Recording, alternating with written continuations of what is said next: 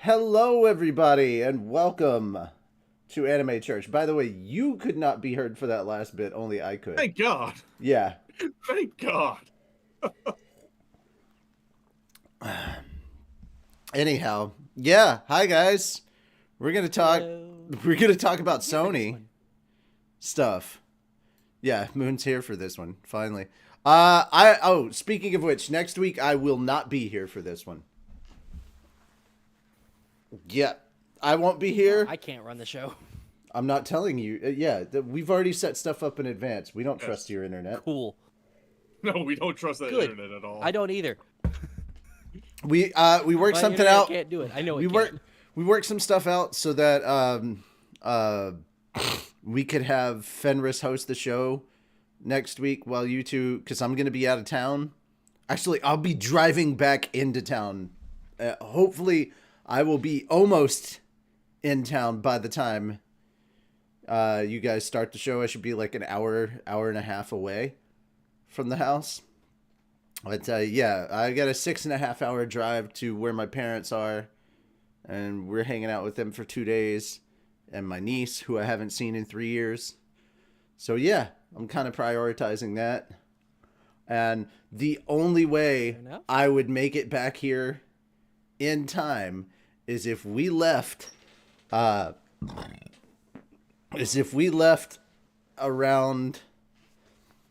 probably 6:30 in the morning, but on the way there we have to drop off my niece and then get all make the rest of the long drive back here. So I was like, no, I'm not really looking forward to this. Not feeling it, you know.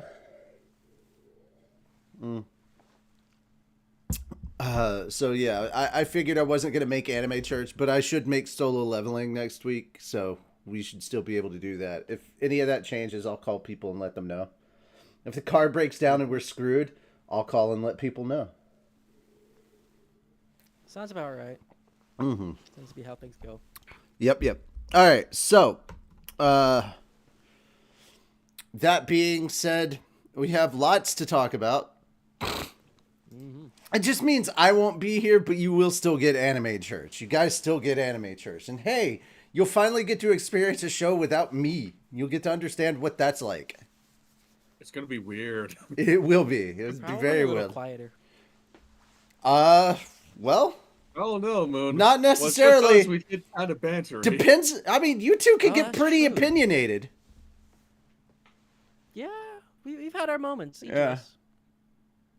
Oh, by the way, the stuff that you were hearing before from my Echo Dot, that was the opening and ending themes for Kaiju number 8. Dude, the ending is so good. No idea why it is that they have English It's music, so like straight up upbeat. I don't straight up understand. American artists, or well, I don't think is One Republic an American artist?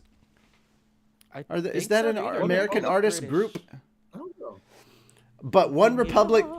Republic does the ending. Interesting. And then Youngblood, who is American, it does the opening. And yeah, for Jujutsu Kaisen fans out there, yes, I am one of, or not Pop Jujutsu Kaisen. Why am I saying Jujutsu Kaisen? For Kaiju number 8 fans, I am one of you now, like hardcore one of you. I fell down the rabbit hole. I learned that you can only read 100 chapters in Shonen Jump a day. I learned that because I started reading today and I stopped reading today because I got caught up to 106 chapters. Funny enough, that's why there's 2 Kaiju number 8 stories in our news lineup, because I'm like, oh, okay, I can talk about this because I actually kind of understand this sort of now. So it's only 4 episodes in. You don't have to read the manga. It's cool. This is definitely an anime that after only 4 episodes, I'm like, yeah, you should definitely watch it. It's pretty neat. So that's my quickie review there. It's just that the ending of episode 4 was just so fucking good that Yes. it made me check out the manga, and I was like, all right, man, this. I told you episode 4 was gonna be good. Mm. Well, it's how it ended that was like, oh fuck, I can't believe you've done this. It's the ending of that particular episode that did it for me. The rest of it, I was just like, yeah, this was cool. This was cool. It very much felt kind of My Hero Academia-esque in a way. All right. But enough about that. Who watched the new episode of Slime? Yep. All right. Moon. Oh boy, am I not surprised here. Let's ask the next one. Look. No, got I away don't care. from me, okay? Who watched the new episode of Bishoku Tensei?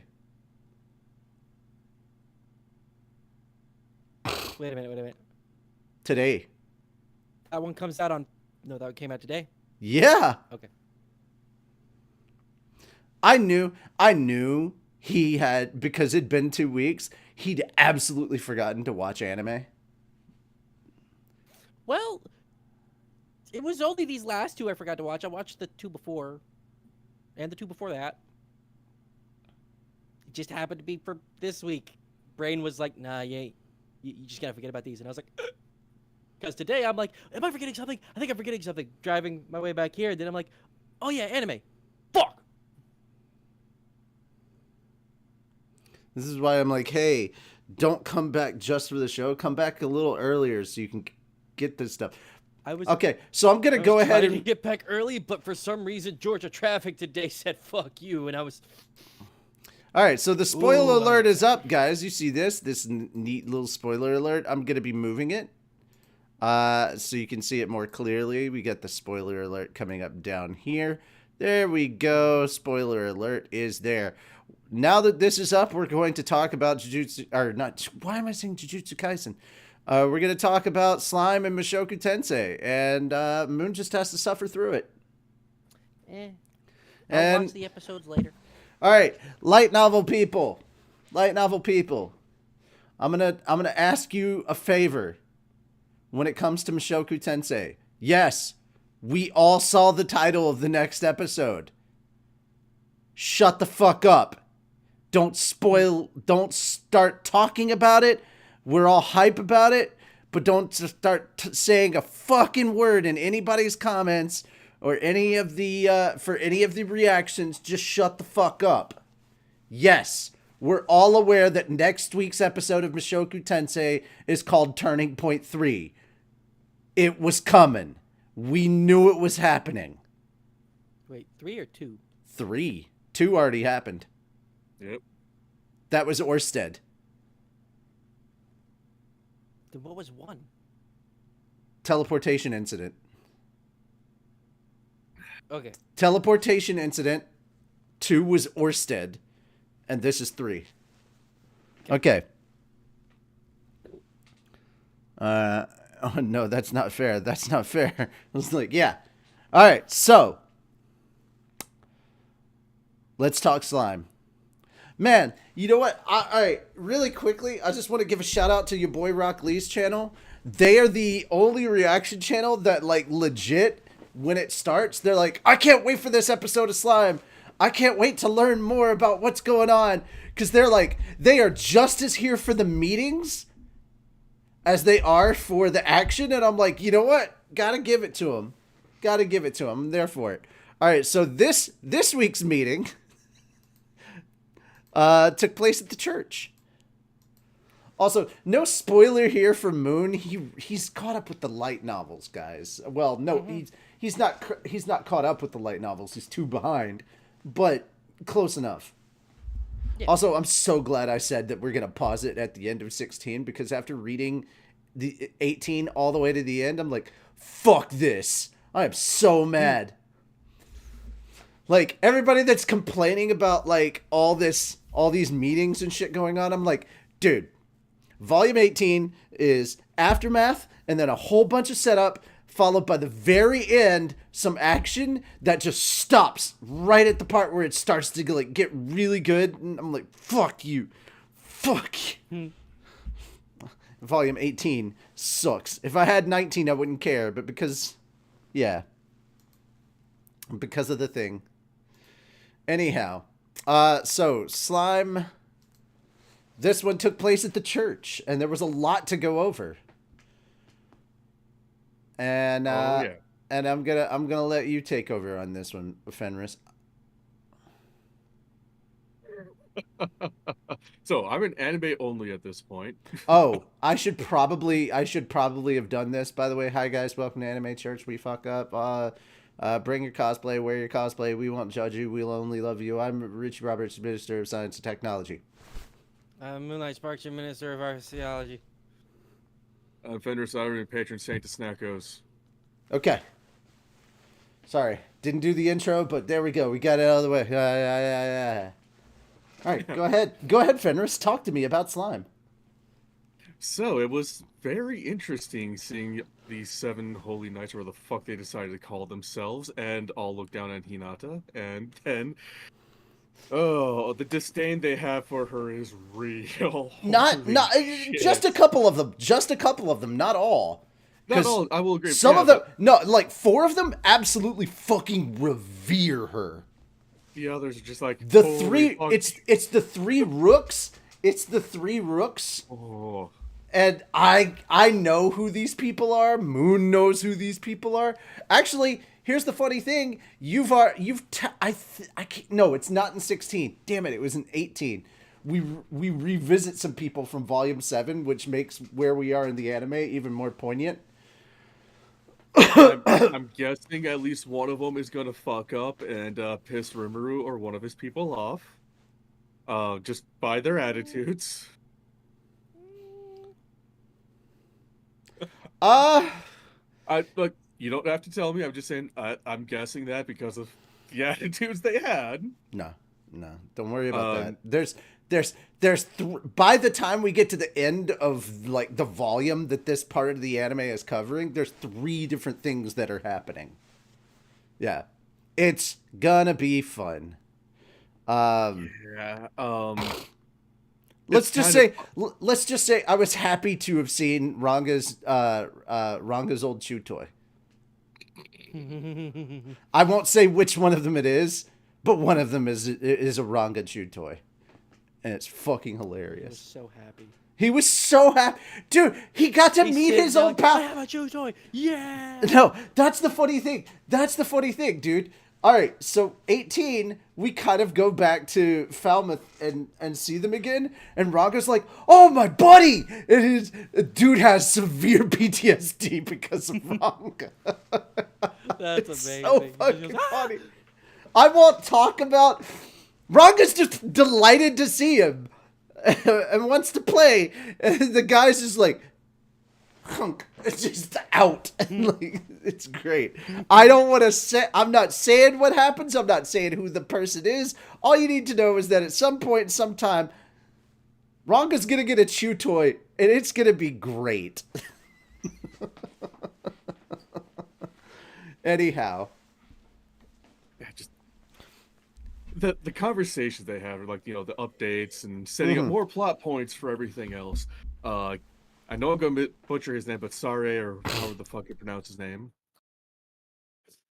Man, does he do a 180 right quick after Rayham's testimony. He goes from, let's go kill this slime, to, let's not fuck with this person. We're going to die. It becomes really, really funny. A lot of these characters that you just met, they're not...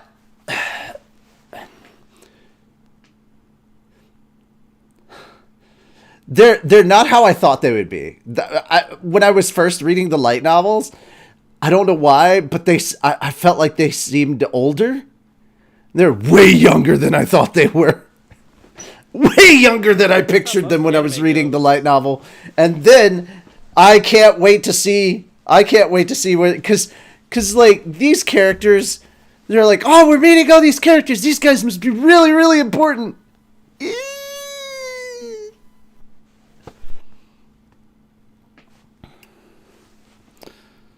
Yeah. I don't think so. Anyway. Yeah, it was just a bunch of reports like about Falmouth and all that, and various other people, including the merchants from the east that Hinata is, wants to track down. Which, Those fucking tricky assholes. as soon as we hear merchants from the east, Moon and I know what's up. Oh yeah, immediately. I can only think that they're the clowns for some stupid. No, that's not it. That's not the merchants from the east. Nope. Just like I said, just for some reason my mind immediately goes to the clowns. It's not them. Clowns have their own part and their own stuff. I will say this. That was the coolest thing about Volume 18 was actually learning the backstory of like quote unquote Kazalim and all and like the moderate jesters and all that stuff. And when you actually learn their backstory, holy shit, is it tragic? Oh yeah. And then actually learning who Lopless was because was not originally a member of the moderate jesters or whatever. And like, holy crap, like you feel bad for Kazalim, like really bad for all of that stuff. It's crazy. Anyhow. And then, Yeah. right. It's obvious what was happening with the three of the luminaries that came in. Just like, oh yeah, hi, we're here to listen to this message. You have one, don't you? And then, obviously, the message Rimuru calling out Hinata is more than likely forged, because why the fuck wouldn't it be? They want to kill her and kill Veldora at the same time. At least, I'm with Hinata on that one when she says that they're trying to get rid of her too. So. Oh no, that's absolutely part of it. Yeah. No. I will say this. Obvious. I will say this.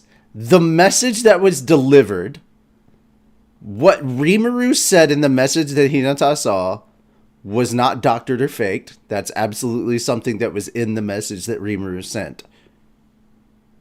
Because he said he had to do, Rimuru said before that he had to at least, put a little bit of that in there. And I'm like, no, if he hadn't done that, they wouldn't have had that shit to like throw at her. So it's another moment of Rimuru just not thinking and just doing something stupid. It's less them faking it, more they saw the whole message before showing it to her and said, just cut out this bit and we're good. Yeah, you know how a lot of different news organizations will edit footage to spin their narrative? You mean every news source in America? Same thing. They literally did that. Yeah. Sorry. Let me rephrase that. Every news source.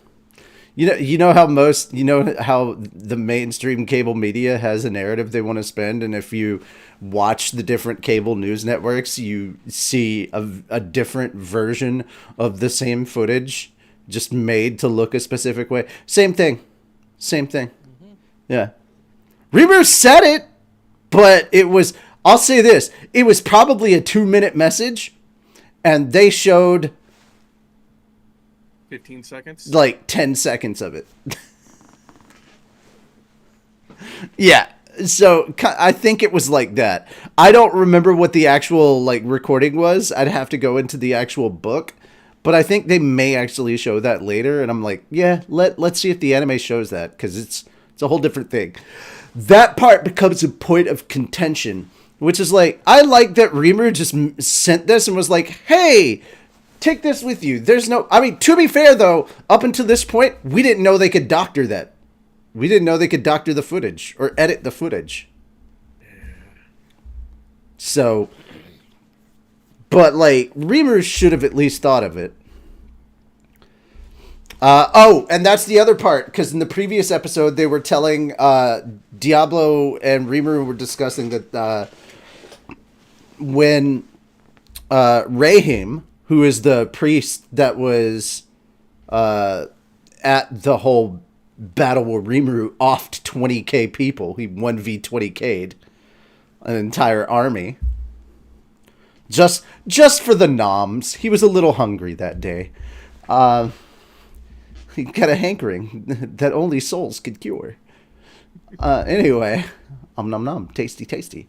They were talking about how You know, it would probably be a good idea to just not lie to the church, let Raheem just tell them the fucking truth. And so that was beautiful, because before they were all like, yeah, whatever, Demon Lord, it's just Veldora we have to worry about. And then he dropped the actual truth on him. He was like, guys, we fucked up. We created a Demon Lord. And they're like, oh shit. And they're like, yeah, it wasn't the fact, like, the funny part was, like, the luminaries were like, oh, that light magic he used. Yeah, one of us can use that. And then Hinata's like, nah, pretty sure that wasn't magic. Pretty sure he just created lenses and reflected and refracted sunlight, which means they could put up all the anti-magic barriers they want in the world and it would do absolute shit. It would do jack of shit. And I love that Hinata was thinking, like, nope, this guy is at least one step ahead of these morons. It's like, and then she realizes that that he's an awakened demon lord, and that means so much more, of course, because, you know, the awakened demon lords that they know about are Milim and Gi. So already he's something to be feared. But I also like some of the other reports. It wasn't just shitting on Tempest. Like, the girl that talked first was one of the ones that had her people infiltrating Tempest and talking about how peaceful it was. Wasn't she in there too? Yeah. She literally walked around there and was like, it's safe for humans to walk here. The magicules aren't super dense. It's actually really peaceful. The roads are good. Like, holy crap, dude. It was so nice to see that. But the moment they realized what they had wrought, they were like, yeah, we can't mess with Rimuru. But then one of them realizes, oh, no, he murdered 20,000 people. We can't let this dude go. And the whole time, Hinata's sitting there saying, look, the Oracle from Luminous said, don't fuck with Rimuru. So leave Rimuru the hell alone. Which is code for, hey, Luminous told us not to fuck with Rimuru. And of course, some people still wanted to fuck with him. Yeah, everybody is itching for a fight. Everybody's itching for a fight, and it's like, here's the problem. Even if somehow you manage to somehow magically defeat Rimuru, that's going to set off one chain of events you're not ready for, because Veldora is just going to come over and breathe, and then your entire fucking religion is gone. They also brought the fact the other demon lords won't sit still either. Mm-hmm. Here's another point, in fact. Their god Luminous, who is the actual demon lord Luminous Valentine, is not powerful enough to actually stop Veldora if he went into a rage. Yeah, we already talked about that, I think, in episode 2, where their previous city, Night Garden or whatever, Veldora's the one that just came by. He was like, oh, hey, and just laid waste to it. He just did a flyby. He just was like, he wasn't in a good mood that day, and he just carpet bombed him. It was like ridiculous or something like that. And that's why she calls him an evil dragon and all sorts of other stuff. And she has issues with Veldora, all that. So yeah, that's why because see, these youngins don't know. But Luminous knows. It's like, no. Leave the slime and his dragon alone. You don't want that smoke.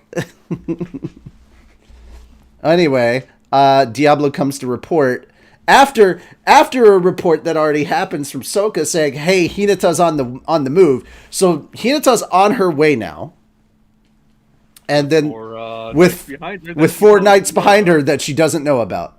Yeah, and then Diablo shows up to report that Raheem is dead. He has been killed, and now they're blaming it on a demon scheme, which means that all the surrounding nations, the knights from the church of the surrounding nations, are now going to team up with the current king of Falmouth in this civil war.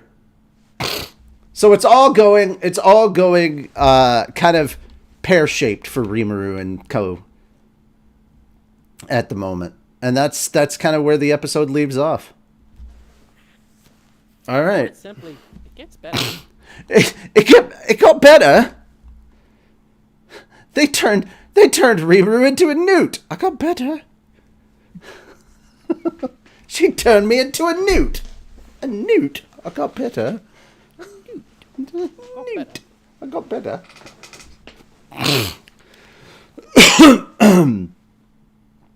All right, so next up, Mushoku Tensei. Damn, this episode really shined. This was a really good episode. This was the episode where Big Brother mode kicked in. Like, if you wanted to see Rudy ready to just level a fucking school, yeah, he was ready. He was ready to take on the entire fucking administration. Like, everybody's going down. Which one of you fuckers hurt my little sister? The two teachers you see him interact with or walk by are fucking terrified. Yeah, all because he had a very stern look on his face. When Linnea and Presenta are trying to urge caution, you know somebody done fucked up. When they're telling Rudius to calm down, you know he not happy. But this was a really, really good episode for, like, and I knew this episode was coming, and this is a much needed episode on showing, once again, the growth of Rudius's character from who he once was to who he is now. It's such an interesting dynamic, because we have Norn, who is now at the academy in the dorms on her own, and she has isolated herself in her room in the dorms. And of course, Rudy can absolutely relate to that given his previous life. And so his mind immediately goes back to his old situation. He's like, she's being bullied. Who the fuck do I have to make an example of? Who dared bully my little sister? And then the revelation of it being that... Oh, not just the revelation, but before the revelation. Yeah. Whenever somebody would speak and he just jumped in with his past experiences. He's like, did you do this? Did you do this? No, we absolutely did not. Why would we? And it's like, okay. Yeah, the trauma just bubbling to the surface, and he can't help but, like, say that shit out loud. It's interesting because you're dealing with two characters' trauma here. You've got Norn's trauma and the hang-ons from Rudy's trauma. And I love... This is one of the episodes where his trauma, you could actually really... they could really delve into it enough for you to realize how bad it was for him to want to stay shut in for his entire life. Yeah. There's also the fact... I love the fact that there's no talk no jutsu in this one. It's literally, I don't know what to do. And the fact that she looks up and sees her brother and he just fucking doesn't know what he can do. Like, he understands, but he doesn't know if he can make anything, and he's just fucking lost and is just, like, broken. Looks up and she literally sees the same expression on his face that she saw on her father, and she realizes Rudy's not the person I thought he was, you know, and in a good way, not a bad way. Plus, I also like that we get moments where we get to see some time with Regerd. Any more shots with Regerd, any more moments with Regerd are always good. Like, Regerd's just the best, dude. He's just the absolute best. But yeah, what'd you think? What'd you think, Fenris? It was a really good episode. I mean, yeah, it's the fact that Rudy was growing through it. Like, this is how my brother probably felt when he tried to get me out of my room. This is what she's probably going through, even though it's not going to happen in this world. He probably deep down knows that, but he's afraid that it's actually happening. And then, like you mentioned, the how the fuck do I help her? Just real character development. Yeah, last week definitely felt like Aisha's episode, and this was 100% Norn's. And it's like the relatability that he has with his sister here. It's like there's a bond there now that you know can't be broken so easily, you know? Yeah, a deep bond, not just a shallow one. They're finally like, and I love that. Like literally, all he was just there. He was like, whatever you need, if you need to talk, whatever, I'm here, and that was it. That was all. And she worked her shit out on her own. It wasn't him sitting there talking with her and making her better or whatever. It's like, no. She came to terms with her own issues and got through it. And that... After lots of crying. After lots of crying. But also, that was the other thing. That proves that Norn is ultimately a stronger person than he was. And he straight out admits that. He 100% says, man, she did something I couldn't do previously. And probably the most poignant moment was him saying that if Nanahoshi manages to succeed in traveling back to her world, he wants to give her, or traveling back to their old world, to give her a message to send to her older brother saying, I'm sorry and thank you. Yeah, basically that's it. It's like, oh man.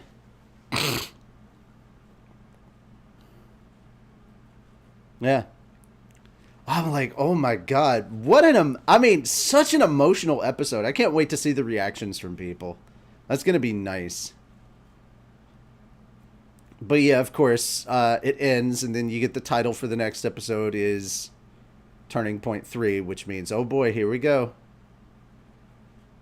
All right, we have... Guys, with this, we have now finished Volume 11. Next week, everything from this point forward is Volume 12. And this is the point where I've been very skeptical and scared of Peruti. Everything that is a turning point is insane. And this isn't even the worst turning point. I've heard. Yeah. Oh, I think it's the next turning point. I can't remember which one is which. I can't remember if there's one more. Turning Point 4 until we get to Turning Point 4. Well, I can't remember if Turning Point 4 is... Well, honestly, we'll get to Turning Point 4 when we're reading the light novels before we get to it in the anime, most likely. Because it takes a while between seasons. Yeah. Okay. Speaking of which, I need to see how far we are in Slime 16. I don't remember. We're about halfway, almost halfway. Yeah. So like a month away from being done. Speaking of, if you want to read Mushoku Tensei or Slime or anything on Bookwalker, if you buy it on Bookwalker or Kindle, please leave a review saying we sent you. It will help us a lot to try to get a sponsorship. We really would appreciate that. All right. That being said, let's get to the proper news. Spoilers are over. Spoilers are over. Oh, dude, I forgot to look up the comment from Slime. Somebody left a comment on our last video about the slime thing, and I want to talk about that real quick. And it's not spoiler related. It's just, it's there, you know. So let me look it up real quick, because I know there's a comment on it. Okay. Let's see. Oh, okay, so here it is. I feel like calling Slime a world-building anime with some action is a poor excuse, especially since Slime Season 1 was full of action at the beginning. And I'm not asking for action every episode. A world-building ep can still be engaging. Take Mushoku Tensei, for example. Not only does it take time to build the world, it also develops the characters really well. Direction alone can change that, but Slime fails in that regard. If you like world building, that's fine, but they can at least try to add more to the episodes to make it worth it, like developing the characters. Well, to be fair, they're actually adapting everything kind of beat for beat with the source material. I can understand what you're saying about adding more to the anime, but there's so much that they're having to cover right now. As for Season 1 being super action-packed, or the beginning of Season 1 being super action-packed, kind of. I mean, it was just kind of a leveling system for the cave. The cave was just kind of like the cave just felt like, hey, I mean, Kirby, to be honest, Blue season Kirby. 1 had maybe like 30 seconds to a minute of action in every episode or every other episode. Yeah, It was but really quick. yeah. Also, hi Tony. Hi. Which Tony? Bad Tony. He's in the. Oh, hi. Oh, boo-hoo. Season 3 of Slime has been amazing so far. I love the world and building. Yeah!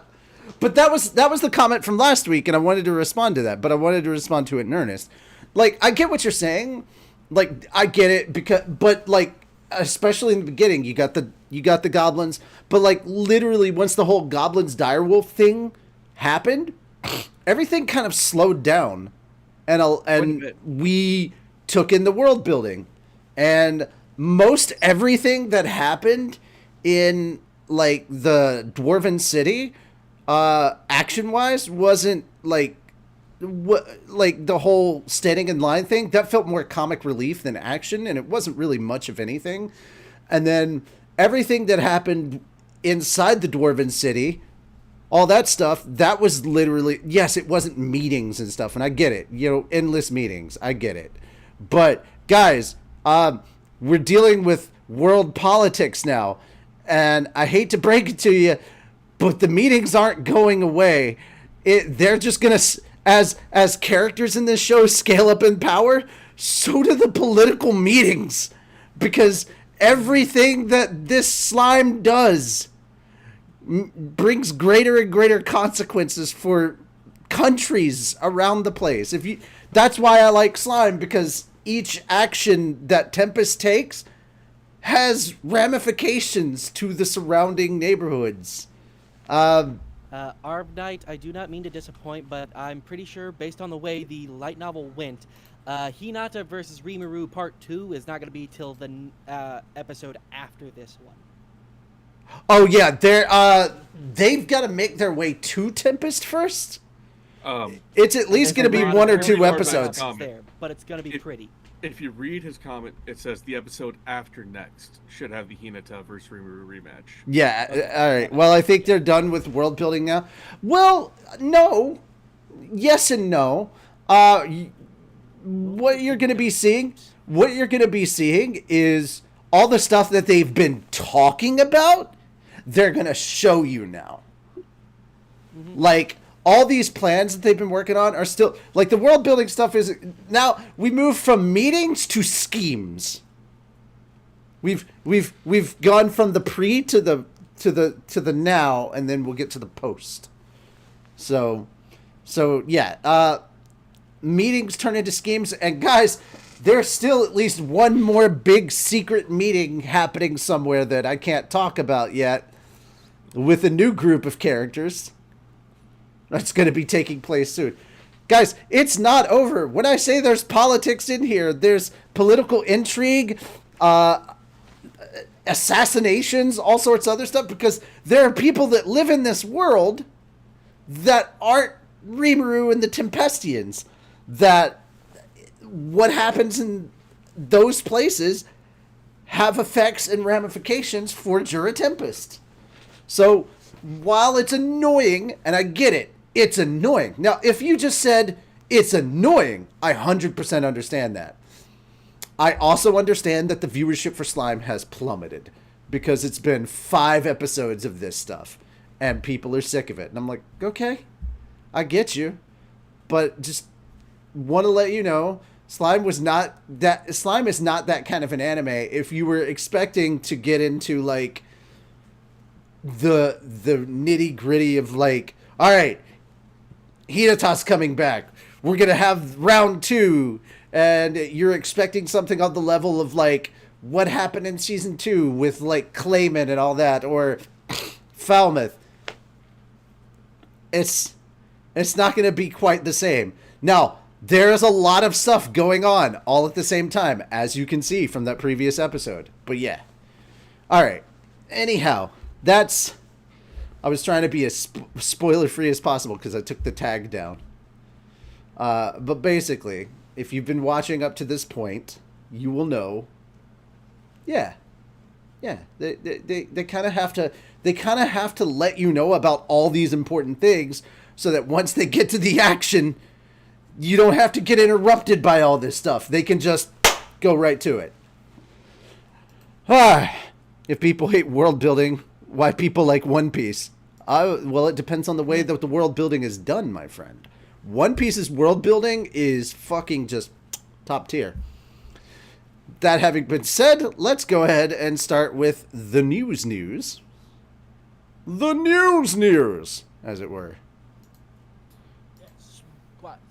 Okay, so yesterday was May the 4th, and I should have kept an eye out for this, but yes, May the 4th be with you, everyone. Today is the Return of the 5th, and tomorrow's the Revenge of the 6th. So... Explains why it's Monday. do what? Explains why the 6th is a Monday. I have to No. go back to work. Oh, Revenge of the 6th, yes. All right.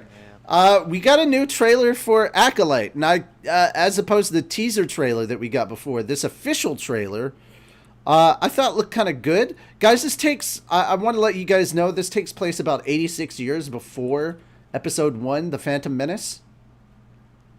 And so this is basically at the end of the High Republic era. And boy, did this one look really good.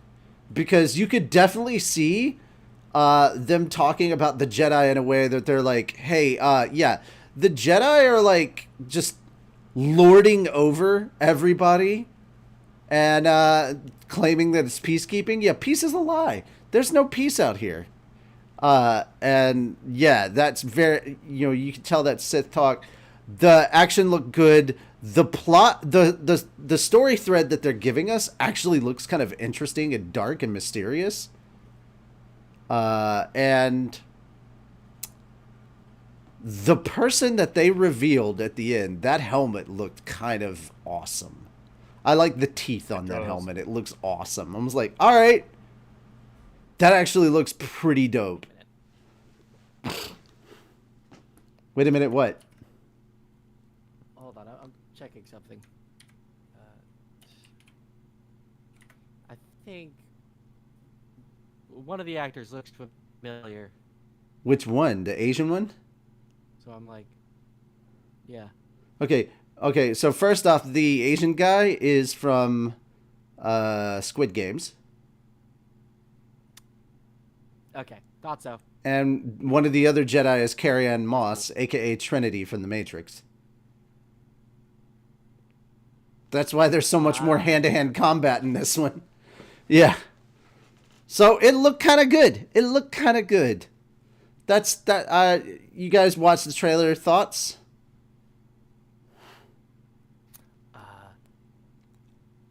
Other than Disney, please don't fuck it up. Yeah. For real. Yeah. Other than Disney, please don't fuck it up. Thoughts? But yeah, I'm ready for some KOTOR type stuff. I would love it if they made the KOTOR games into a movie or a series or something, because that would be If they brought it back into so canon. good. So good. To be If fair, Yes. they kind of did because they brought Revan back in one of their offshoot games, and Revan was only part of KOTOR. Not only that, but they referred to the The Mandalorian Jedi War. No, not that. No. In Andor, apparently, they referred to the enemies that they fought at the end of the species that created the Starforge. I remember it started with an R, but I don't remember. But apparently in Andor, there's a mention of them. And I'm like, oh shit. Are we canonizing this? Are we fully canonizing KOTOR? Because if we are, I'm for it. Whew, boy. All right, let's go ahead and talk about one of the two issues we have with Sony in the news this week. Sony doubles down, removing Helldivers 2 from sale in 177 countries and territories that can't access PlayStation Network, while Arrowhead's CEO says, I don't have the final say. Even though he's still trying to negotiate with Sony to cut this shit out. Funny enough. And his way of negotiating Well, is to gain more more what's the word I'm looking for? Not focus, more prominence in it by telling the users and players to refund and leave negative reviews centered around this topic. Yeah, which is literally, he's like, hey guys, vote with your wallets. Here it is. Even as members It of sucks for them to have to give back that money. I'm loving the CEO for that decision. even as The members CEO of has been amazing this entire time. okay. Even as members of Helldivers Studio Arrowhead Games say that discussions around Sony's controversial PlayStation Network sign-in requirement for Helldivers 2 on PC are still ongoing, it looks like the publisher is doubling down on the move, halting sales of the game in countries where it doesn't offer the service. In theory, Helldivers 2 was always supposed to require players to sign in to the PlayStation Network in-game, but this was not required at launch due to network infrastructure limitations. 2 days ago, Sony announced that it would begin enforcing that requirement in a month-long rollout. While merely an admittedly odious inconvenience for most players, PC users in countries not covered by PSN might be locked out of the game entirely. This simple fact seems to have taken even Sony by surprise, with an FAQ from the publisher in Helldivers 2 Discord seeming to direct players to set their PSN account to a country other than one in which they live, a violation of Sony's term of service. Speaking to the game's rioting community yesterday, Helldivers 2 community manager Spitz framed addressing this oversight as the developer's #1 priority in discussions with Sony about the requirement. As shared by SteamDB earlier this morning, Helldivers 2 has been removed from sale on Steam in 177 countries and territories. Japan seems to be on the list as an outlier, with the game being replaced by a different version in the country. Wow. Seemingly due to localization. Yep. Seemingly due to localization reasons. The rest, though, are all regions not eligible for PlayStation Network access. With this move seemingly in preparation for the worst-case scenario of a rollout where players who can't sign up for the PlayStation Network are simply out of luck. The Steam review riot against the move continues unabated, with over 211,000 negative recent reviews, bringing the former People's Champion of 2024 overall mixed status on the platform. Almost 130,000 of those new negative reviews were in the past day alone. When I last checked on Helldivers 2 yesterday, we were sitting at 84,000. Eurogamer also reports that some players are even receiving refunds from Steam despite vastly exceeding the platform's usual 2-hour window.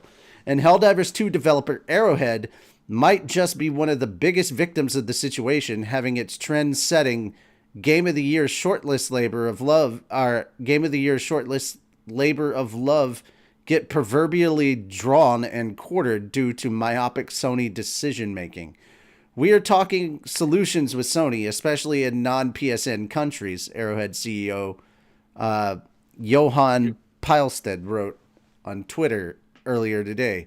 Your voice has been heard, and I am doing everything I can to speak for the community, but I don't have the final say. Sony has been holding its hand to a hot stove for about 3 days now, all in the name of capturing new emails and users into its PSN ecosystem. And while I'm not a simple country game journalist, the smart move would probably be to stop right now. What's more, not making this change would take less effort. Just keep Helldivers 2 running it as it has for the past 4 months. Whether Sony eventually realizes this or not, it may already be too late. Similar to how Tarkov's $250 mode controversy was allowed to burn uncontrolled for 6 days, potentially permanently souring its community and driving them to alternatives like Gray Zone Warfare. Sony and Helldivers 2 have sustained calamitous reputational damage over this sign-in debacle. The thing is, there's just nothing out there quite like Helldivers 2, which makes the prospect of its demise or diminishing all the sadder. You know who's really suffering the most from this? Joel. because this motherfucker had to go above and beyond to like set up the game for a huge sized audience that they were not expecting. So this game manager who had to basically GM the entire war effort is now like, what the fuck, Sony? Just when I finally balanced everything, you know? Oh man, that's who I feel bad for. Freaking Joel, man. All right. I like to think it porcelain made. All right, guys. Like it, but I doubt it. Bring us your Helldiver comments. What you got? Bring it in. Definitely. We want to hear them. We want to talk to you about it. Fuck, man, this even pisses me off. Spider Phantom says, "Rip Helldivers." Jared, and this killed Helldivers 2's Game of the Year real fast. Yep. And not even I have not seen a game crash face first as bad as Fallout 76. Blade of Akira didn't play it. Well, you know. To be fair, Jared, when I worked at GameStop, it was during the era when Fallout 76 was, being hyped up in that, and I tried to tell people not to get the game at launch because I knew it was going to be a dumpster fire, just like Elder Scrolls Online was. All right. So, Fenris, you have experience with Helldivers 2. I clearly do as well. I don't. I know. Poor Moon. It's not for lack of trying to get you the game. It's for lack of your internet being your internet. Your lack of your internet preventing you from being able to play the game. With us, yeah.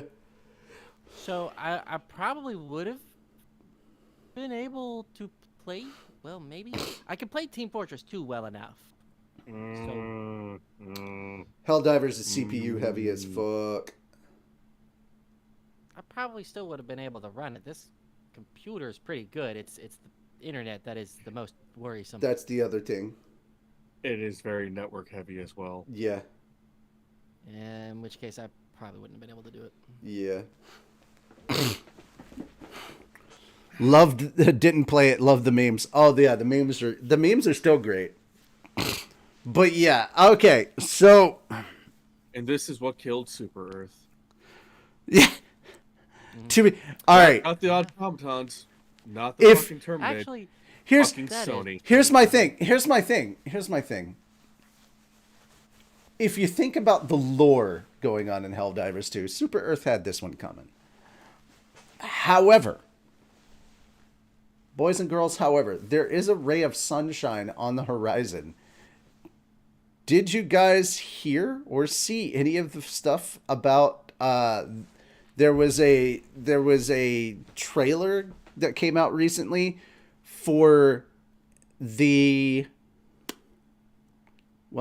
quite simply the freaking Starship Troopers video game. Which one?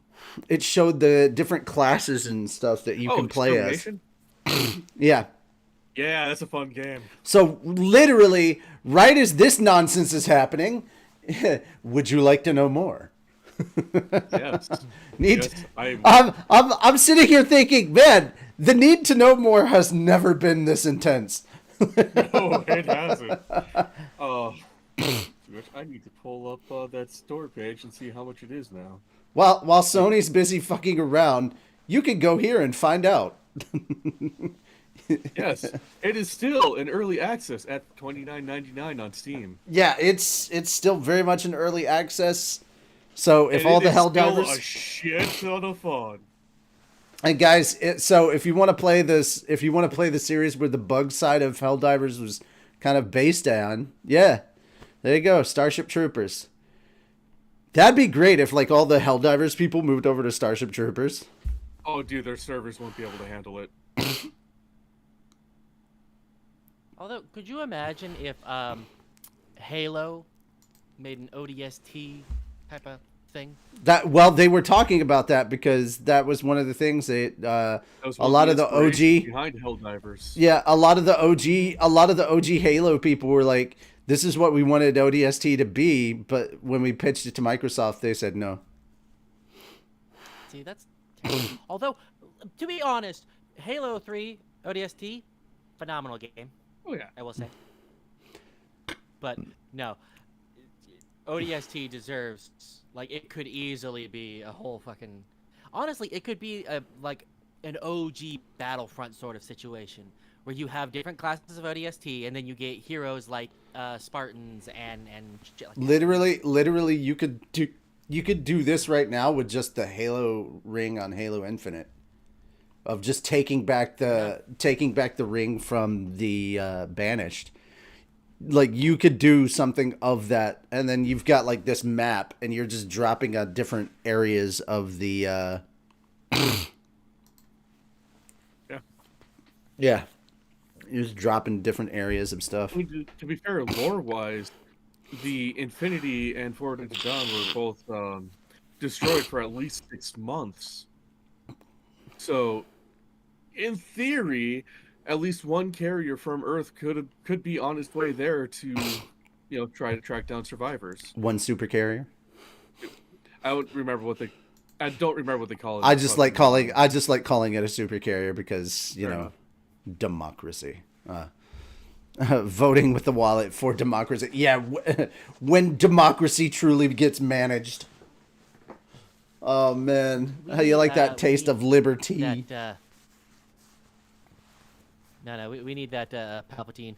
I love democracy. I love democracy. Oh, that is totally Sony right now. Alrighty. So on to the next topic. This one's actually kind of nice. I like this kind of story right here. Taz Skylar, who played Sanji, or is still playing Sanji. It's not like it's over. The guy that's playing Sanji in the live-action One Piece talked about criticism he received on social media following the One Piece live-action casting announcements. During the Paris Fan Festival, Taz Skylar, the actor cast to portray Sanji in Netflix's One Piece live-action series, opened up about the initial wave of negative comments he faced on social media following the casting announcement. During the festival's Q&A session, Taz recounted his very first exposure to criticism, and it was around the time when the One Piece casting news came out.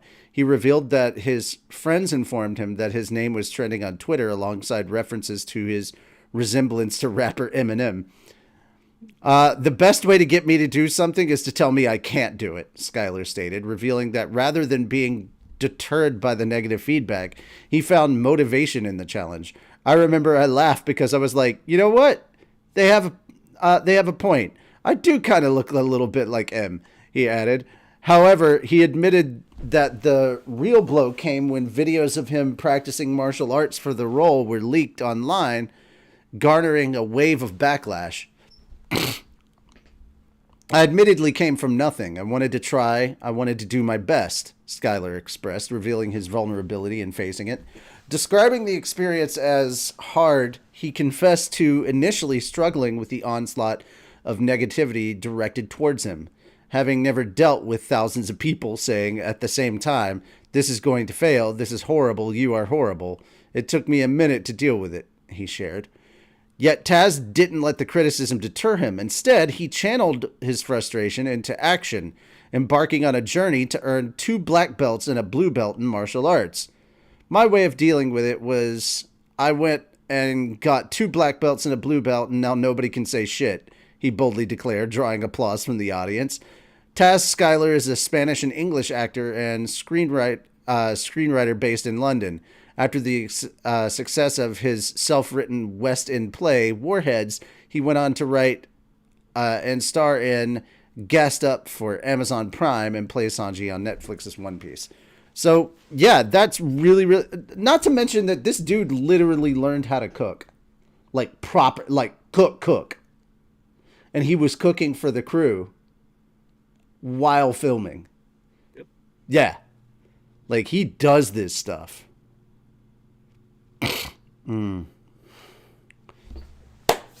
But yeah, I saw this and I was like, well, that's pretty cool.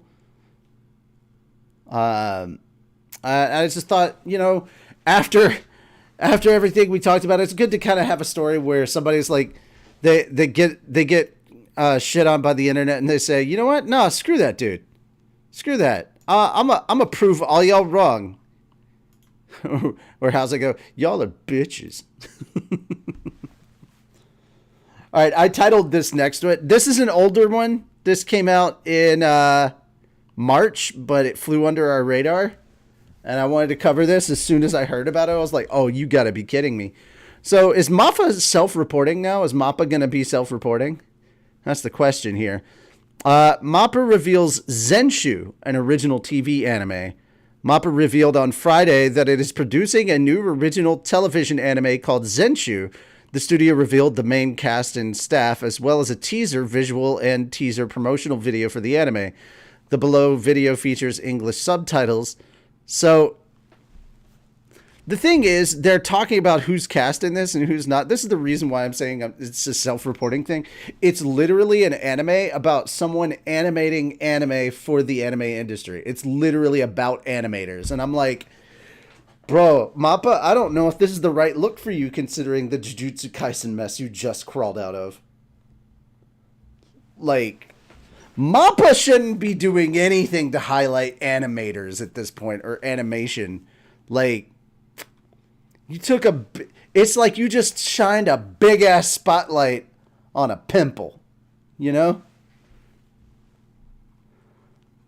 The irony of this is just, man, sometimes. I'm sorry, but the initial scene, okay, I'll look over it, redo everything. Mm-hmm. I feel like the animators and people who wrote this are just straight up fucking shitting on Mappa. Or just the industry in general. I don't know. Could be either or. I'm thinking it might just be the industry in general because, like, yeah, but Mappa got into it's all kind of like this. Oh no, Mappa got into hot shit recently over it. But oh no, they got into super super hot shit because they were trying to stop people from posting on their Twitter accounts to let them know the conditions that they were under for Jujutsu Kaisen. Like, don't get me wrong, Jujutsu Kaisen season 2 was a banger as far as the animation went and everything, but also at the same time, the conditions they were under, the contractual obligations, like, holy crap, the more stuff came to light, the more pissed people were at Mappa. Like, please go and look it up. I'm only, like, touching on this briefly. So yeah, this just seems really kind of funny and hypocritical that Mappa is putting this out.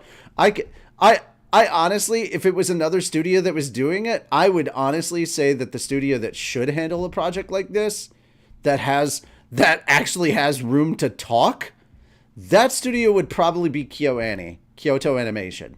They're the ones that would probably be the ones that, like, yeah, because they don't treat their staff like shit. But I mean, there was, I don't remember where it was. It might have been from Oshino Ko, but the only thing I can remember is, like, just talking about the way certain industries are and things, and all it had to say was, "This is the industry. This is just how things are," and people have just accepted that, which is a problem. yeah. It does need to change because that's the shit people have to try to live with, because there's no really good way to live with it. It's just awful. Mm-hmm. And I remember us touching on, I think like a year ago, about the pay certain animators and storyboardists were getting at the time. Oh yeah, it's It fucking was terrible. atrocious. Yeah, it's terrible, dude. All right. Next up, let's talk about more shit Sony done fucked around on. Moon, take this one. I don't wanna. Okay. Crunchyroll increases subscription prices for Mega Fan and Ultimate Fan tiers. We're talking about tiers, not you know. Crunchyroll announced on Wednesday that it has increased the prices for its Mega Fan and Ultimate Fan tiers in the US, Argentina, Colombia, France, Portugal, and select additional countries. In the US, the company is increasing the Mega Fan price from $9.99 to $11.99 per month, and the Ultimate Fan tier from $14.99 to $15.99 per month. The Fan tier will remain at US $7.99 per month. The Crunchyroll free trial period has also decreased from 14 days to 7 days for free viewing. Amidst previous rumors of a Crunchyroll price change for subscribers, Crunchyroll told ANN on February 29th that it had no announcements about a price change at this time. The company clarified that some people would experience price changes if they were switching from a Funimation-only subscription to Crunchyroll. ANN had also inquired at that time about any possible price changes within the next 2 years, and Crunchyroll responded that it would be improbable to predict a price change for that time frame. Crunchyroll implemented its first major price increase in its history in the United States, Great Britain, Australia, and the Nordics in 2019, and implemented its multi-tier subscription offerings in 2020. The company increased monthly prices in several territories, including Canada, Mexico, Australia, and New Zealand in October 2022. Crunchyroll also lowered its monthly subscription price in almost 100 countries and territories on July 22nd. The fan tier has no advertisements, and all new simulcast episodes will be available to users as they premiere. The Mega Fan tier includes all features from the fan tier. In addition, this tier enables offline viewing and access to 4 streams at once. Members also get a 10% discount off select products and free shipping for orders over $50 in the Crunchyroll store. The Ultimate Fan tier includes everything from the fan tier. It also features offline viewing and access to 6 streams at once.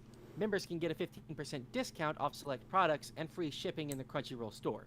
In addition, members receive an annual Ultimate Fan member swag bag and access to exclusive member-only merchandise.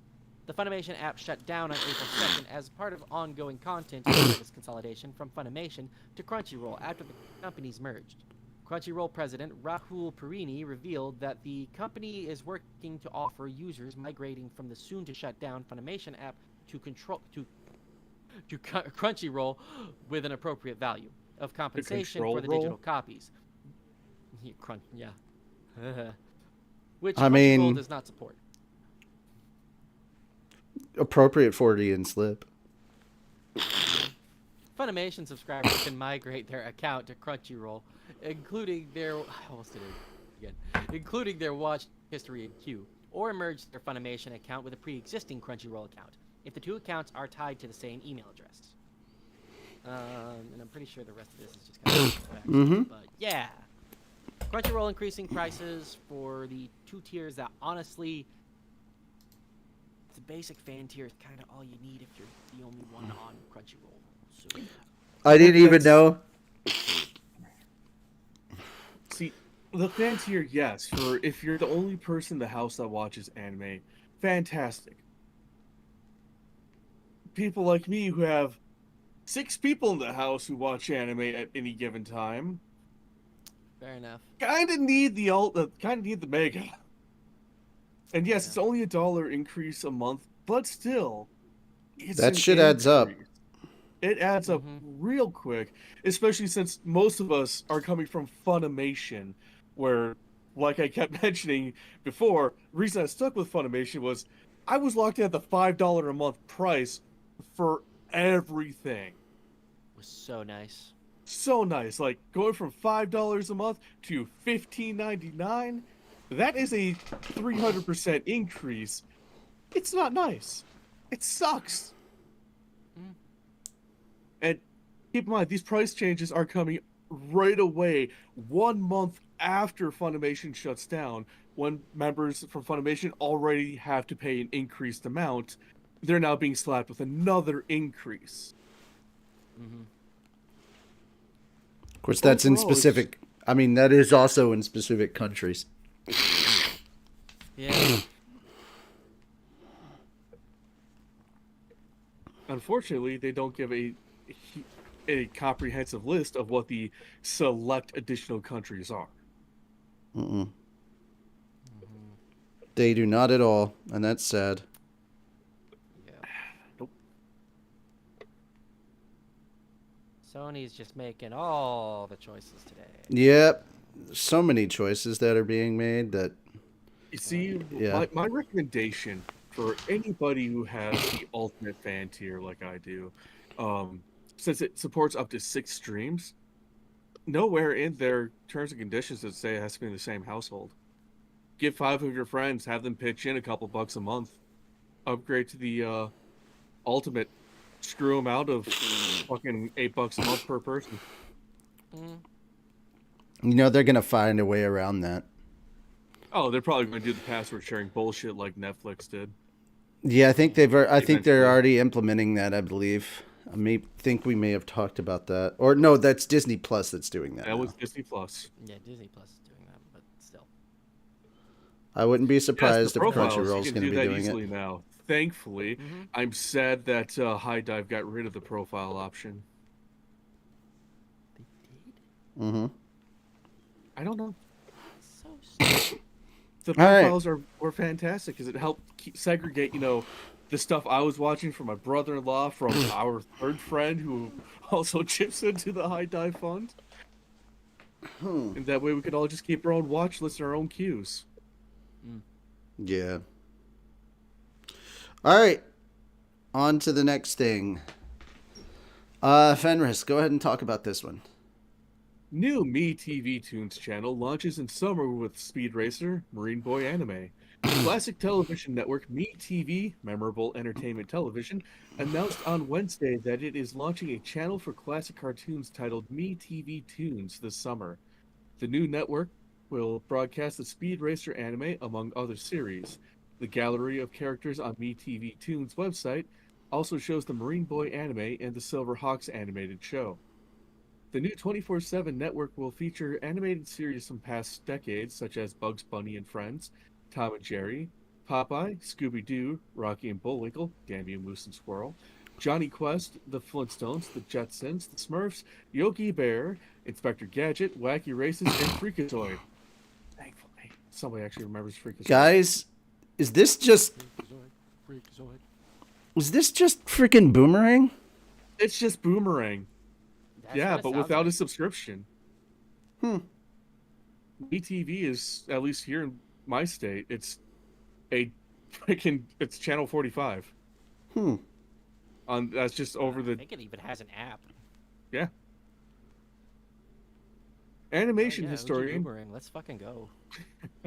Animation historian Jerry Beck will also produce original content related to the Me TV Tunes library. Voice actor Bob Bergen, Porky Pig and Marvin the Martian, will be the announcer on Me TV Tunes. Me TV Tunes will be available on broadcast television, traditional and virtual operators, and on ad-supported streaming services. Shout Studios announced on Thursday that it will release the Speed Racer anime on digital platforms on June 1st. The company is releasing both the English dubbed version and the original Japanese version, Mach Go Go Go, on video on demand. Funimation previously released the anime on Blu-ray disc and DVD. The 1967-68 car racing anime Mach Go Go Go was licensed by Translux and released in the United States in 1967 as Speed Racer. And that's just more background on Speed Racer. Okay. Yep. Mach Go, of course, 5. And then they're like, go, go. Or go, go, go. Go. Yeah, they were having... They knew the pun they made. Yep. All right. That's that little block. Oh, yay. I get to talk about 2 pieces of Kaiju number 8 news. Okay, so there's a new spin-off manga coming out for Kaiju number 8 on June 4th.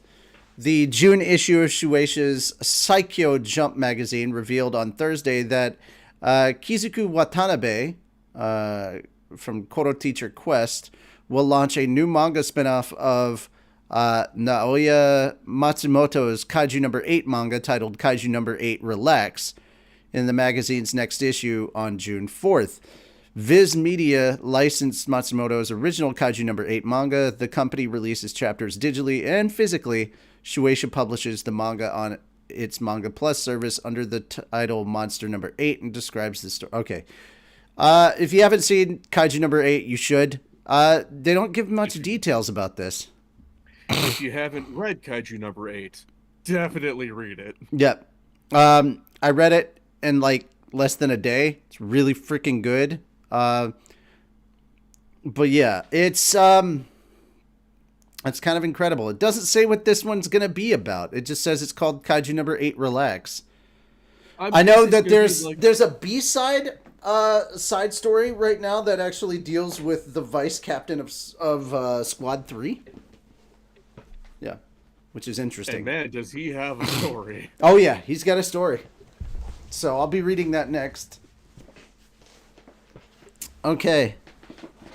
And the next one up, a life-size Kaiju number 8 statue. So by life-size, I mean actual human-sized. And I love this picture that they have of him, which is 100%. Temporarily erected at Tokyo's Tachikawa Station.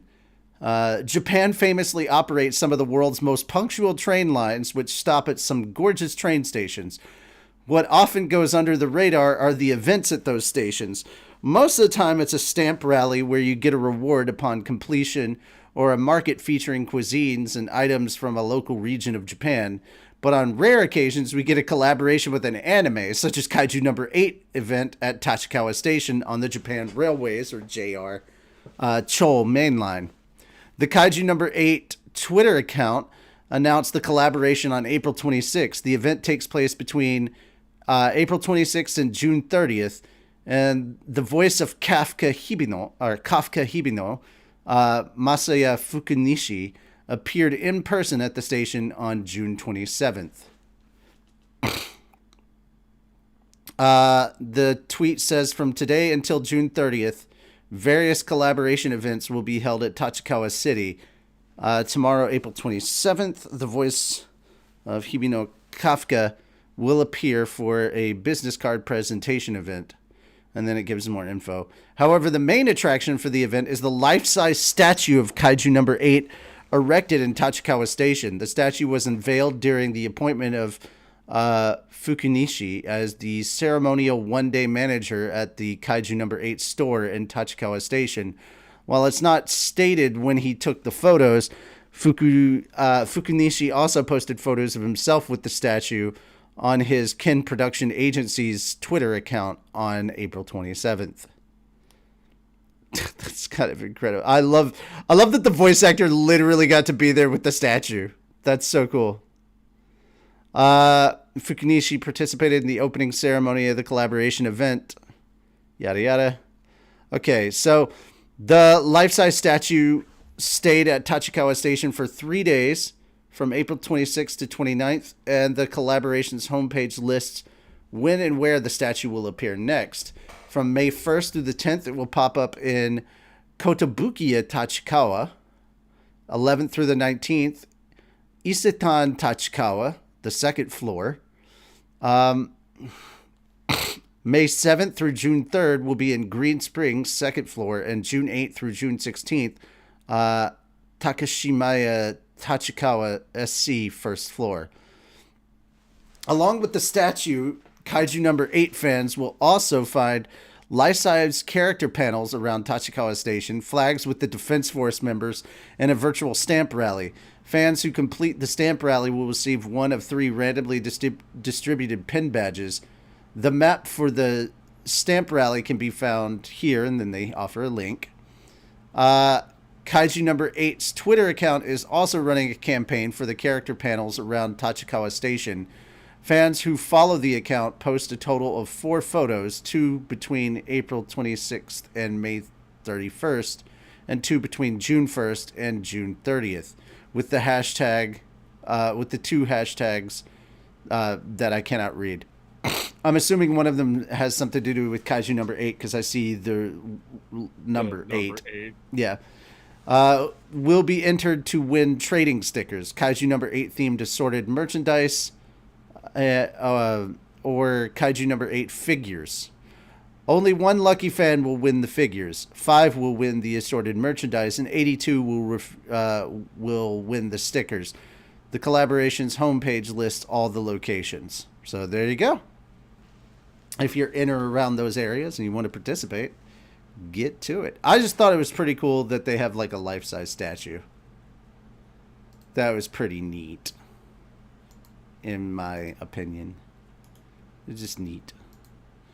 Oh my goodness, we're finally getting towards the end here. Oh, buddy. Let's see. Okay, so Rorono Azoro is getting a prequel anime taking place before One Piece. So lost, he got his own anime. Mm-hmm. I was going to say, I want to know how he gets so lost all the time. Maybe this will tell us. Yeah. After nearly 30 years of publication, the One Piece manga by Oda Eiichiro has established a rich world filled with many characters worth exploring. An upcoming prequel release will examine the past of former pirate hunter Zoro. News broke on social media platform Twitter that the One Piece series will release a light novel prequel dedicated to Monkey D. Luffy's second in command, as reported by Shonen Jump News. The new One Piece light novel will be called Zoro, Josho Sakazuke, or no, Sasakaze, sorry, and focus on Zoro's early adventures before becoming a member of the Straw Hat Pirates. Twitter user Moon God Zika states that Zoro light novel will be written by Jun Isaka with illustrations by Nakamura. Cool.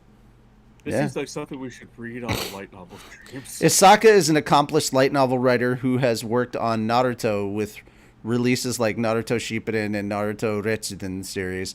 Previously, Akasa penned the female-driven One Piece novel Heroines, which features Nami, Nico Robin, Boa Hancock, Uta, and more.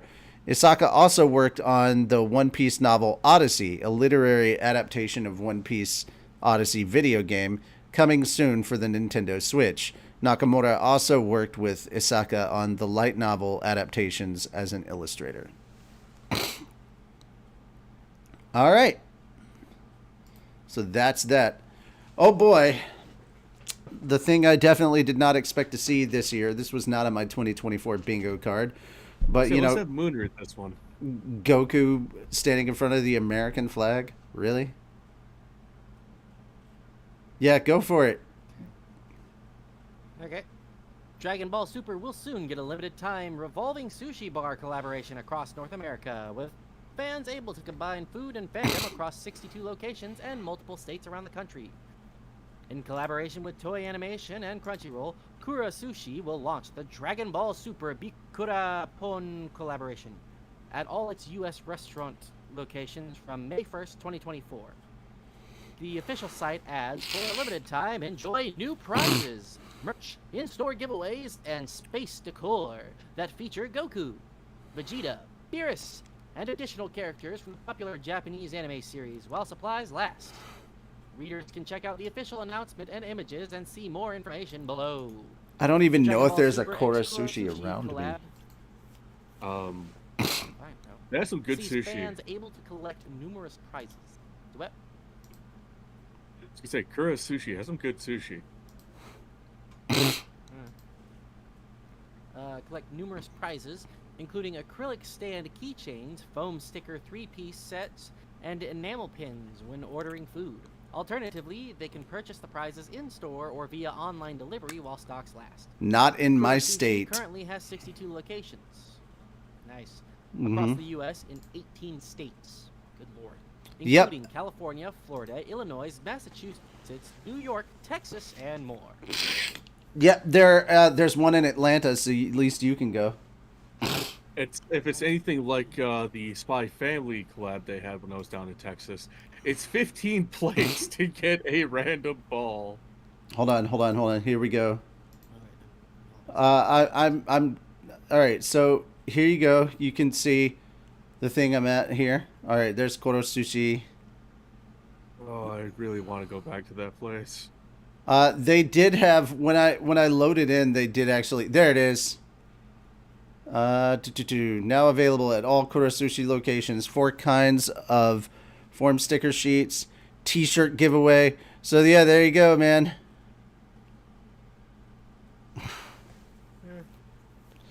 And the problem is, Dragon Ball, but yeah, the problem is if I put in like my stuff, there's nothing close because they don't have. Fuck me. The closest I see one my is favorite 5 thing. hours away. Three Georgia locations. Yeah, I don't know how you got a location and I Oh. didn't. Mall of America. Oh, And man, their price, Fair their plates are a lot more expensive than Texas.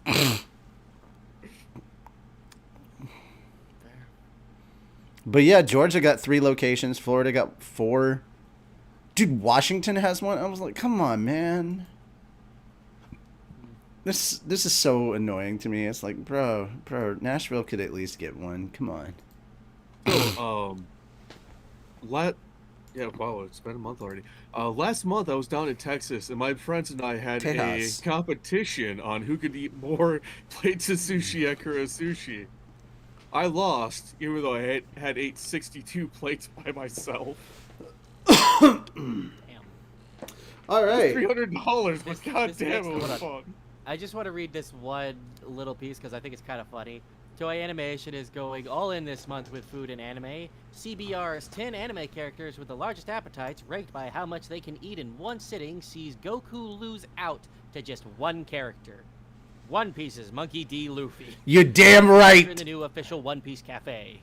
You're damn Oh, I right. love Yeah, that. Luffy can eat more than Goku. Yeah, confirmed. yeah. Which Yeah, makes yeah. sense. He literally stretches his stomach.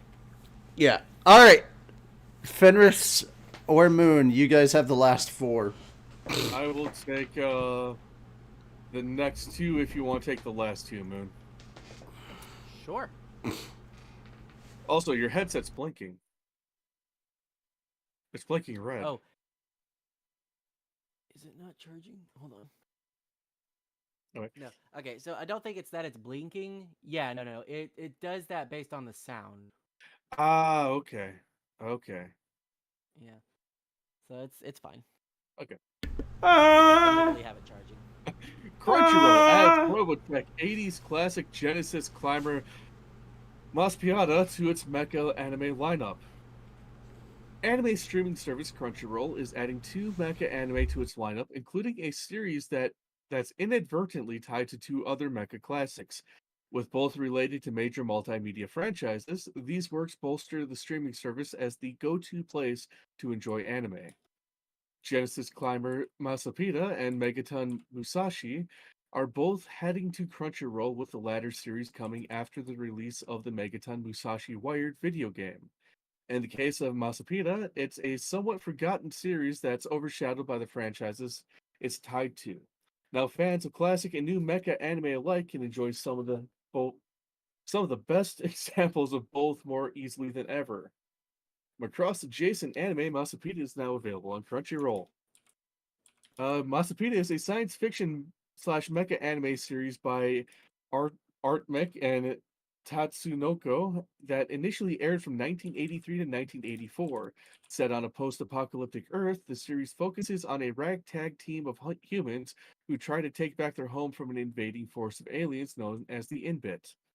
Chief among the group's arsenal are transforming armored bikes called Masapita.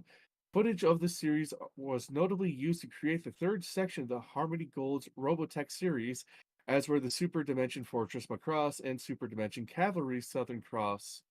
Initially, Macross's Valkyrie units were used to create the toy for Transformers Jetfire, while Shinji Aramaki, the mechanical designer for Masapita, also worked on Diaclone, which had designs used to create Transformers. Maspiata ran for a relatively brief 25 episodes, and it's mostly been overshadowed by Macross and Robotech.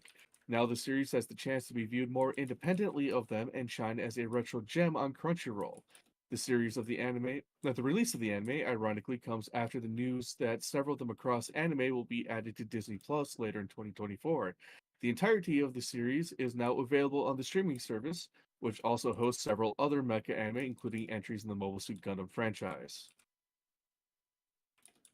Megaton Musashi is a 2021 anime series based on the video game of the same name. It features a similar storyline in which invading aliens conquer Earth and attempt to repress memories of life before their arrival. Protagonist Yamamoto Ichidaiji begins experiencing his own lost memories of this time period, and he intends to use his newly bequeathed Megaton class mecha to wage a battle to save humanity. This plan becomes complicated further when more benevolent members of the alien species seek to coexist peacefully. Megaton Musashi had 28 episodes, with these airing from 2021 to 2023. The original video game was announced in 2026, although it didn't come out until 5 years afterwards. DLC for the game included collaborative elements with several other Super Robot franchises, including Voltes V and the iconic series Mazinger Z. Megaton Musashi Wired is a more recently released enhanced version of the game that's now available on Nintendo Switch, PS4, and PS5. The first episode of the anime has been added to Crunchyroll, with more coming every Wednesday at 6 a.m. Pacific time. Holy fuck. Apparently, Richie looked more like a fancy waiter than an anime church pastor. The fuck? Really? What? Why am I catching strays? Fuck. Good question. He's the Minister of Science and Technology. That's why Yes, he wears I'm the not lab supposed to be a church pastor. A fancy waiter? Bro, I'm in a lab coat. If anything, Moon looks more like a pastor than Richie does. Yeah. Why? Why? The whole You have the suit and freaking tie, dude. the whole I know, freaking- but it was a meme. Why? You know. the whole freaking church thing is something y'all started, not something I wanted. So It's not even. Well, I no, I wasn't guess even it's part of the that fans who vote. kept calling it anime church. And then that's I the doubled y'all down, I like, was referring to. Hey, I'm just gonna keep doing me. That ain't none of my business.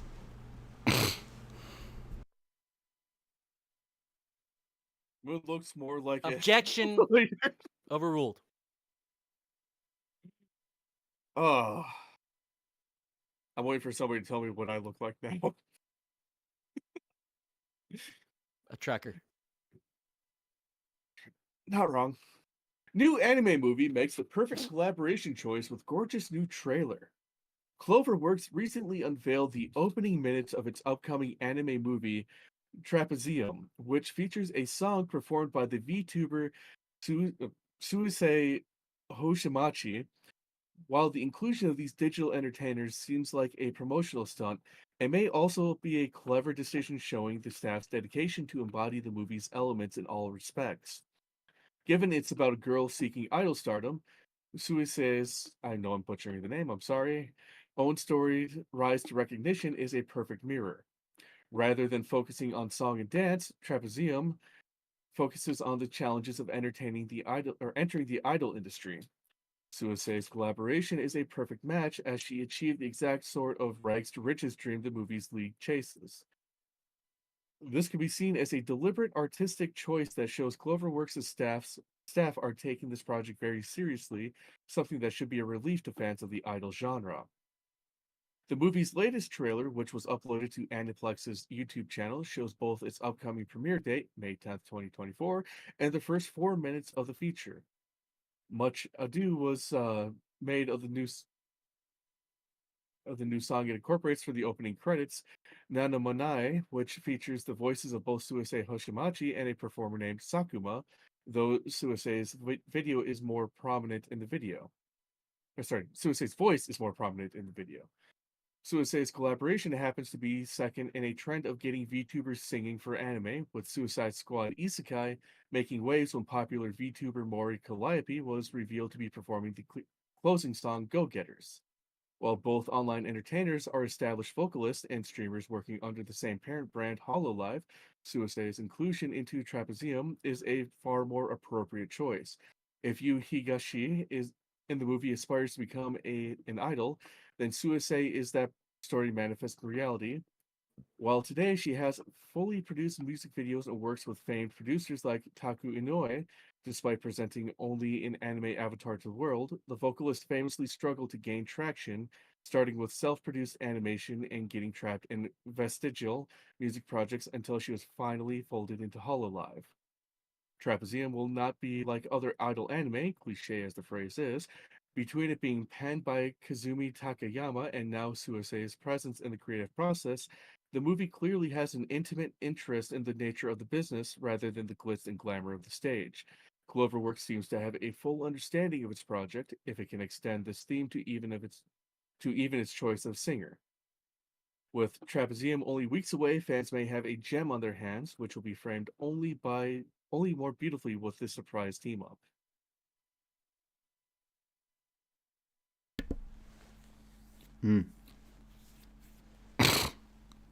Apparently, I look like a retired Canadian lumberjack.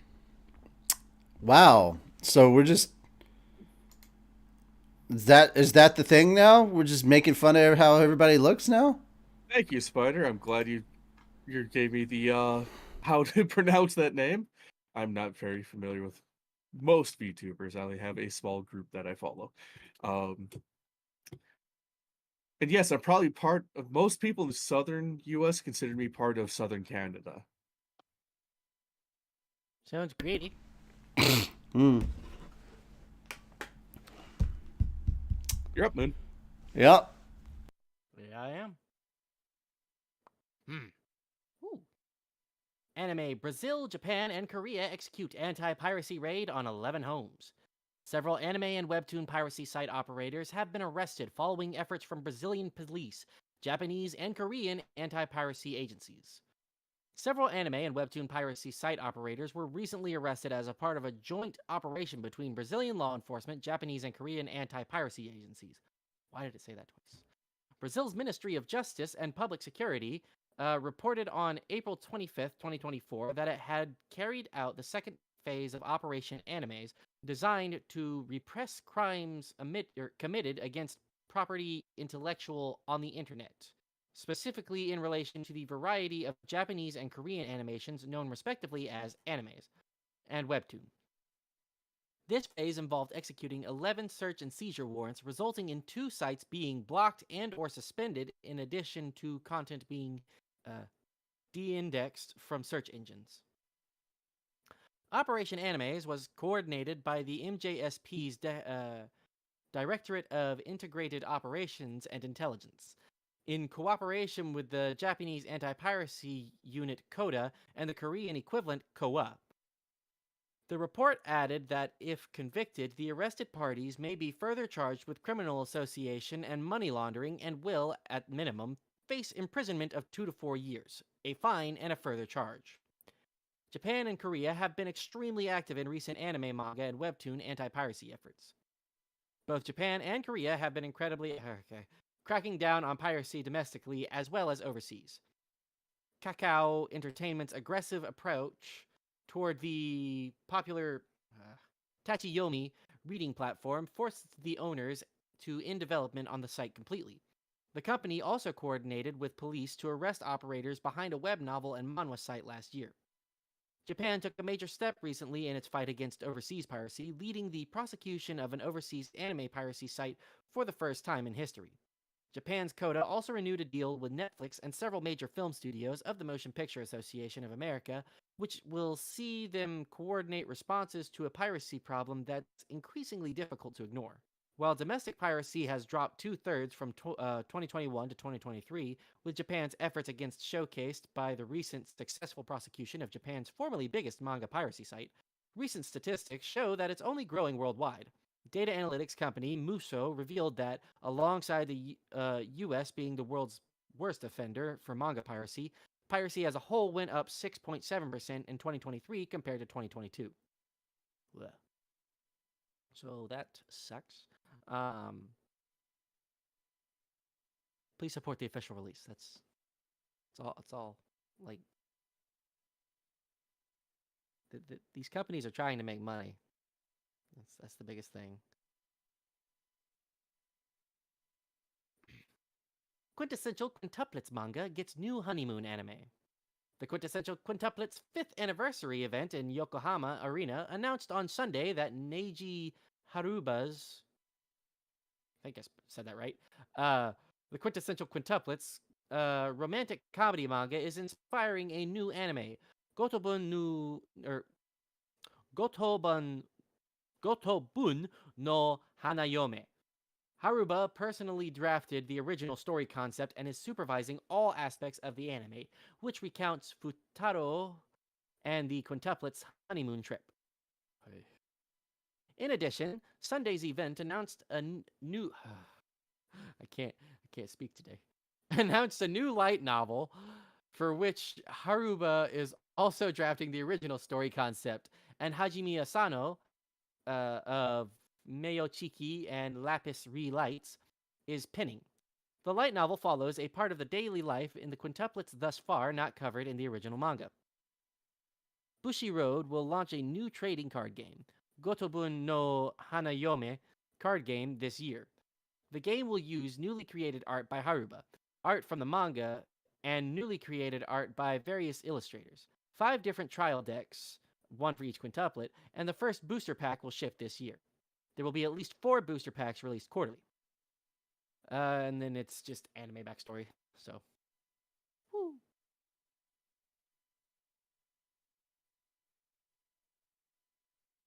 Yeah, unfortunately, I thought Moon had watched the anime, and I was hoping to talk to him about it. But No. You're my fault barking for up the assuming wrong he had- tree That's for why- watching that's why I anime, was- my man. I'm that's- so sorry. Like, That is why I I was remember 100% talking to somebody about it. ready I for thought this. It was Moon because it was like one of those I can't believe you actually watched this type situation. It could have been Sonic.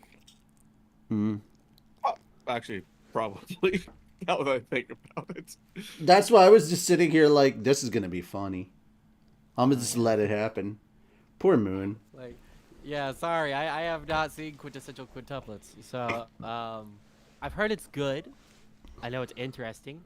I've read some off-brand, but that's about it.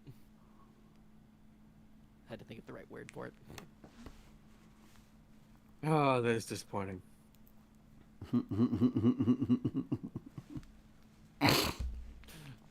Sorry. It is what it is, dude. Hey, I'm watching One Piece though. There you are. He's into Skypea now. Where did I last leave off? Yeah, they just got to where they're all meeting back up on the boat on the altar. They have the party, the little night party or whatever. Yes, with the wolves. Yeah, that was great. I love it. It was wonderful. So you're in the back half of, or you're probably the back third of Skypea now. Oh, okay. Yeah. Yeah. And I remember after this one, I should watch that filler arc. G8. immediately Yes. after. G8 is Yeah. immediately after this. Okay. We have talked about that. All right. That's basically it, guys. That is all the news we have for this week. I don't want to talk about it anymore. Please, Sony, get your shit together. I don't want to be talking about Helldivers 2 weeks from now again. Once again, guys, I won't be here next week. Fenris is going to take over the show for us so that we can have a show for you. I will try to be back before solo leveling stream happens, but if I'm exhausted, I may just cancel that. I don't know. I'm hoping that I won't be, so we can actually do the solo leveling stream, get that going. We should have a Miki art stream tonight if things go well. Let's see. Tomorrow is the Slime Light Novel stream, so come by 8 p.m. Central Time tomorrow over on our Twitch channel. We'll be reading that, continuing on with Volume 16. I know everybody misses the golfing with friends already. I actually went and checked out some of the stuff. Like Sonic and I checked out all those videos of the different areas on how you can do a lot of those courses quickly. Holy crap, dude. Holy crap. Managed to do it. Interesting shit, right? It was. Oh, the museum's the craziest one as far as like how they did it. It's insane. Yeah. Some of these hole-in-ones that are done are literally you knocking your ball off into the previous course and getting a hole-in-one in that cup, and it still counts. What? I remember seeing Yeah. that for one of the ones. It's the haunted insane, house dude. Thing. It's insane. Yeah. Yeah, that's for the How to haunted get a house hole in stuff. one? Well, you see, there's a hole right over here, and just. That's how you get the hole-in-one. If you want to do the course the proper way, it's a hole-in-two. It's 2-shot. Mm-hmm. Yeah. All right. That's everything, guys. Hope you've enjoyed this. Once again, we are Anime Church. I'm Richie Roberts, your Minister of Science and Technology. I am Moonlight Sparks, your Minister of Arceology. Praise Arceus. And I'm Fenrisarian, your patron saint to Snackos, if I can talk today. That's okay. None of us can. Yeah, that's been your nerdy news for the day. We are out of here. Bye-bye.